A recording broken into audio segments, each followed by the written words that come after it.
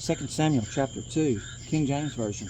And it came to pass after this, that David inquired of the Lord, saying, Shall I go up into any of the cities of Judah? And the Lord said unto him, Go up. And David said, Whither shall I go up? And he said, Unto Hebron. So David went up thither, and his two wives also, Ahinoam the Jezreelitess, and Abigail Nabal's wife, the Carmelite.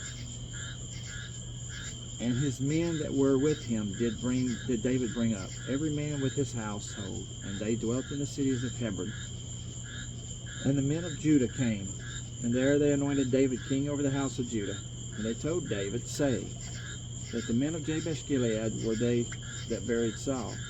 And David sent messengers unto the men of Jabesh Gilead, and said unto them, Blessed be ye of the Lord, that ye have shewed this kindness unto your Lord, even unto Saul, and have buried him.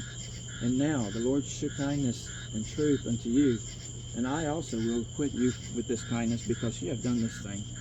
Therefore now let your hands be strengthened, and be ye valiant. For your master Saul is dead, and also the house of Judah hath anointed me king over Edom. But Abner, the son of Ner, captain of Saul's host, took Ishbosheth, the son of Saul, and brought him over to Mahanaim, and made him king over Gilead, and over the Asherites, and over Jezreel, and over Ephraim, and over Benjamin, and over all Israel. Ishbosheth, Saul's son, was 40 years old when he began to reign over Israel, and reigned 2 years. But the house of Judah followed David.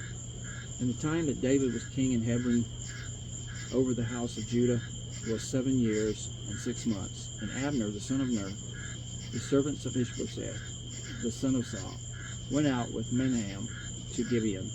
And Joab, the son of Zeruiah, and the servants of David went out and met together by the pool of Gibeon. And they sat down, the one on the one side of the pool, and the other on the other side of the pool. And Abner said to Joab, Let the young men now rise and play before us. And Joab said, Let them arise. Then there arose and went over by number 12 of Benjamin, which pertained to Ishbosheth, the son of Saul, and 12 of the servants of David. And they caught every one his fellow by the head, and thrust his sword into the fellow's side, so they fell down together. Wherefore that place was called Helkath-Zahurim, which is in Gibeon. And there was a very sore battle that day, and Abner was beaten, and the men of Israel, before the servants of David. And there were 3 sons of Zeruiah there, Joab, and Abishai, and Asahel. And Asahel was as light a foot as a rail rope. And Asahel pursued after Abner, and in going he turned not to the right hand nor to the left from following Abner. Then Abner looked behind him and said, Art thou Asahel? He answered, I am. And Abner said to him, Turn thee aside to thy right hand or to thy left, and lay thee hold on one of the young men, and take thee his armor. But Asahel would not turn aside from following of him. And Abner said again to Asahel, Turn thee aside from following me. Wherefore should I smite thee to the ground?